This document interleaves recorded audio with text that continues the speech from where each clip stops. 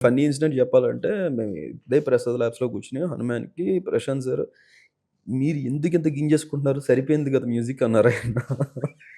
అన్నప్పుడు నేను చాలా ఎమోషనల్ అయిపోయి, "లేదు సార్ ఈ నైట్ దాటితే కాపీ ఎళ్ళిపోద్ది ఇప్పుడు.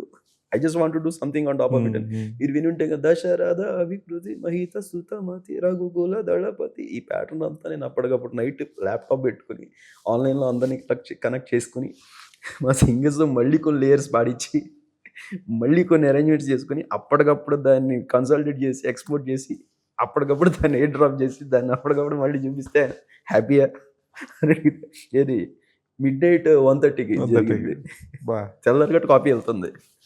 అదే. నాకు ఆ ఇంపాక్ట్ సరిపోవట్లేదు. నాకు ఆ థంపింగ్ ఫీల్ రావట్లేదు అని చెప్పి. దీనికి నేను ఎవరికి థాంక్స్ చెప్పాలంటే అందరికీ చెప్పాలి. ఎందుకంటే ఆ మూమెంట్‌కి నాకు నా టెక్నీషియన్స్ అలాగా రెస్పాండ్ అవ్వడం అనేది చాలా హ్మ్. పెద్ద విషయం నాకు. ఆహ్, ఒక సర్టెన్ టైమింగ్స్ ఉంటాయి కదా! కాపోతే వాళ్ళు కూడా how crucial it is in my life అనేది వాళ్ళకి తెలుసు కాబట్టి వాళ్ళు అవును. నాకు అన్ని విధాలుగా సపోర్ట్ చేయటం, నైట్ సింగర్స్ పాడడం, నాకు ప్రోగ్రామర్స్ నైట్ నైట్ పని చేయటం.